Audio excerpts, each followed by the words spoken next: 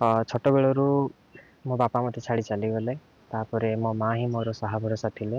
ସେ ଅନ୍ୟ ଘରେ କାମ କରି ଦିନ ମଜୁରିଆ ଭାବରେ ରହି ମୋତେ ପାଠ ପଢ଼ାଇଲେ ଏବଂ ଦଶମ ଶ୍ରେଣୀ ପର୍ଯ୍ୟନ୍ତ ମୁଁ ଯେପରି ସେପରି ପାଠ ପଢ଼ିଲି ଏବଂ ଦଶମ ଶ୍ରେଣୀରେ ନିଜ କଷ୍ଟରେ 80% ମାର୍କ ରଖି ପାସ୍ କଲି।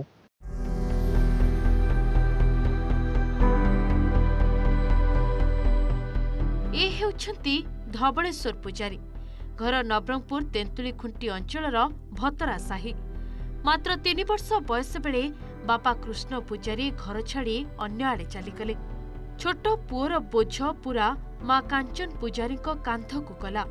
ଆଉ ମା ବି ପୁଅକୁ ଭଲ ମଣିଷଟିଏ କରିବାକୁ ପୁରା ଅଣ୍ଟା ଭିଡ଼ିଲା। ଏଥିପାଇଁ ପର ଘରେ ବାସନ ମାଜିବା ସହ ଦିନ ମଜୁରିଆ ଭାବେ ଖଟି ଯାହା ରୋଜଗାର କଲେ ଦୁଇ ପ୍ରାଣୀ ଚଳିବା ସହ ପୁଅ ପାଠପଢ଼ାରେ ଖର୍ଚ୍ଚ ହେଉଥିଲା। ଏହାରି ଭିତରେ ପୁଅ ମାଟ୍ରିକରେ 80% ରଖି ଉତ୍ତୀର୍ଣ୍ଣ ହୋଇଥିଲେ। ତେବେ ପାଖରେ ସମ୍ବଳ ନଥିବାରୁ ଆଗକୁ ଆଉ ପାଠ ପଢ଼ାଇ ପାରିବେ ନାହିଁ ବୋଲି ମା ଅସମର୍ଥ ଦେଖାଇବା ପରେ ଜଣେ ବ୍ୟକ୍ତିଙ୍କ ସହଯୋଗରେ ଜୟପୁର ଡିଏଭି କଲେଜରେ ଯୁକ୍ତ 2 ବିଜ୍ଞାନ ପଢ଼ି 88% ନମ୍ବର ରଖିଥିଲେ। ତେବେ ଆର୍ଥିକ ପରିସ୍ଥିତି ଖରାପ ଥିବାରୁ ସେ ଘରକୁ ଫେରି ଆସିଲେ। ଏହାପରେ 2021ରେ ଆନ୍ଧ୍ରକୁ ଦାଦନ ଖଟିବାକୁ ଯାଇଥିଲେ। ସେଠାରେ 7 ମାସ ଦାଦନ ଖଟି ଯେଉଁ ଟଙ୍କା ଆଣିଥିଲେ ସେଥିରେ ଗୋଟିଏ ସ୍ମାର୍ଟଫୋନ୍ ସହ ବହି ଖାତା କିଣି ନିଟ୍ ପରୀକ୍ଷା ପାଇଁ ପ୍ରସ୍ତୁତ ହୋଇଥିଲେ। ବିନା କୋଚିଂରେ କେବଳ ୟୁଟ୍ୟୁବରୁ ପ୍ରସ୍ତୁତି ଆରମ୍ଭ କରିଥିଲେ। ଏହାପରେ ଚଳିତ ନିଟ୍ ପରୀକ୍ଷାରେ ଷ୍ଟେଟ୍ ରାଙ୍କ 3858 ଓ ଏସ୍ଟି କ୍ୟାଟେଗୋରୀରେ 376 ରାଙ୍କ ରଖି ସଫଳତା ପାଇଛନ୍ତି। ଏବେ କାଉନ୍ସେଲିଂ ଶେଷ ହୋଇଥିବା ବେଳେ ଧବଳେଶ୍ୱରକୁ କୋରାପୁଟ ମେଡିକାଲ କଲେଜରେ ସିଟ୍ ମିଳିଛି। କିନ୍ତୁ ସେ ନାମ ଲେଖାଇ ପାରିବେ ନାହିଁ, କାହିଁକି ନା ତାଙ୍କ ପାଖରେ ଟଙ୍କା ନାହିଁ। ଛୋଟ ବେଳରୁ ତା ବାପା ଛାଡ଼ିକି ପଳେଇଲେ। ମୁଁ ବହୁତ କଷ୍ଟରେ ଲୋକଙ୍କ ଘରେ ବାସନ ମାଜି କୁଲି ମଜୁରୀ ଲାଗିକି ତାକୁ ପାଠ ପଢ଼େଇଲି। ପାଠ ପଢ଼େଇକି ମାଟ୍ରିକ ଯାଏଁ ପଢ଼େଇଲି ତାକୁ ପାଠ, ଆଉ ପଢ଼େଇ ପାରିଲିନି। କିନ୍ତୁ ତାକୁ ପଢ଼େଇବାକୁ ମୋ ପାଖରେ ଟଙ୍କାଟେ ବି ନାହିଁ। ଯେକୌଣସି ବ୍ୟକ୍ତି ବି ସାହାଯ୍ୟ କରିଥିଲେ ଭଲ ହେଇଥାନ୍ତା। ସରକାର ବି ସାହାଯ୍ୟ ଦେଇଥିଲେ ଭଲ ହେଇଥାନ୍ତା। ଆଉ ମୁଁ କୋଉଠୁ ପଢ଼େଇବି, କ'ଣ କରିବି? କିନ୍ତୁ ପୁଅ ପାଇଛି ବୋଲି ମୋତେ ଖୁସି ଲାଗୁଛି, ଟିକେ ଗର୍ବ ଲାଗୁଛି। ଏତେ କୁଲିବୃତ୍ତି କରିକି ବି ଏତିକି ପାଠ ଏତେ ଆଗକୁ ପିଲା ବଢ଼ିଛି ମାନେ ଗର୍ବ ଲାଗୁଛି। ଆଉ କ'ଣ କରିବି, ହାତରେ ଟଙ୍କାଟି ନାହିଁ, ଚିନ୍ତା ଲାଗୁଛି। ଘର ଦ୍ୱାର ବି ଭୁଷୁଡ଼ି ପଡ଼ିଛି।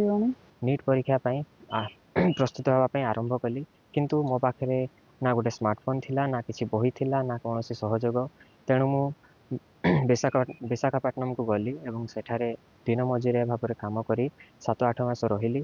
ତାପରେ ସେଥିରୁ ଯାହା ପଇସା ମିଳିଲା ସେଇ ପଇସାରେ ମୁଁ ଏକ ସ୍ମାର୍ଟଫୋନ୍, ବହି, ଖାତା ସେସବୁ କିଣି ନିଜର ପଢ଼ା ଆରମ୍ଭ କଲି।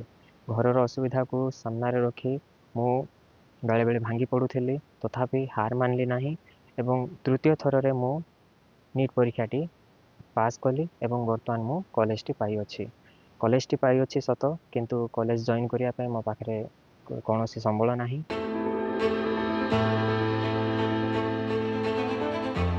ଏବେ ପୁଅର ଆଡମିସନ ପାଇଁ 37,950 ଟଙ୍କା ଏବଂ ହଷ୍ଟେଲ ଫି ବାବଦରେ 14,000 ଟଙ୍କାର ଆବଶ୍ୟକତା ରହିଛି। ସେହିପରି ୟୁନିଫର୍ମ, ବହି ଖାତା, ଡାକ୍ତରୀ ସରଞ୍ଜାମ ଏବଂ ମେସ୍ଚାର୍ଜ 10,000 ଟଙ୍କା ଦରକାର ପଡୁଛି, ଯାହାକି 5 ବର୍ଷର ଡାକ୍ତରୀ ପାଠପଢ଼ା ପାଇଁ ହାରାହାରି 5ରୁ 7 ଲକ୍ଷରୁ ଉର୍ଦ୍ଧ୍ୱ ଟଙ୍କା ଖର୍ଚ୍ଚ ହେବାକୁ ଥିବାବେଳେ କେଉଁଠୁ ଏତେ ଟଙ୍କା ଯୋଗାଡ଼ କରିବେ ତାହାକୁ ନେଇ ଚିନ୍ତାରେ ପଡ଼ିଛି ମା। ଅଞ୍ଚଳବାସୀ ମଧ୍ୟ ଚିନ୍ତିତ ହେବା ସହ ସରକାର ତୁରନ୍ତ ଏଭଳି ମେଧାବୀ ଛାତ୍ରଙ୍କୁ ପାଠପଢ଼ା ପାଇଁ ସାହାଯ୍ୟ କରିବାକୁ ଦାବି କରିଛନ୍ତି।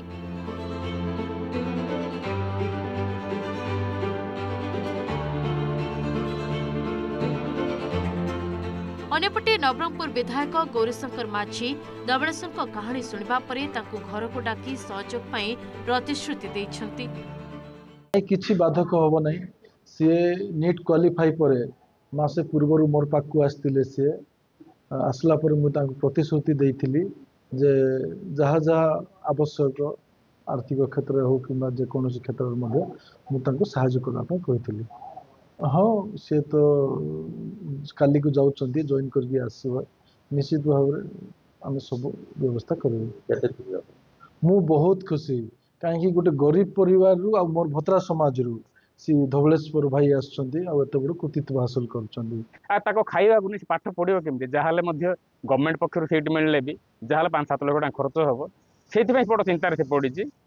मु विशेषकर जिला प्रशासन ब्लॉक प्रशासन एवं मान्यवर मोहन चरण मांझी मुख्यमंत्री जी अच्छा भी अनुरोध करुच्ची एमती प्रतिभावान पिला मानक जदि आर्थिक सहायता करेंगे ताहले निश्चित भाव में आम समाज आगू जा समाज गोटे सुस्थ समाज गठन हो पार। एवं साधारण रे प्रश्न उठुछि सतर कौन दृढ़मना धवलेश्वर देखिथिबा स्वप्न साकार हेब अर्थ अभाव मेधावी छात्रंक भविष्यत अंधकारमय होइजिब नाही तो। नवरंगपुर नवघन विषयक रिपोर्ट OTV।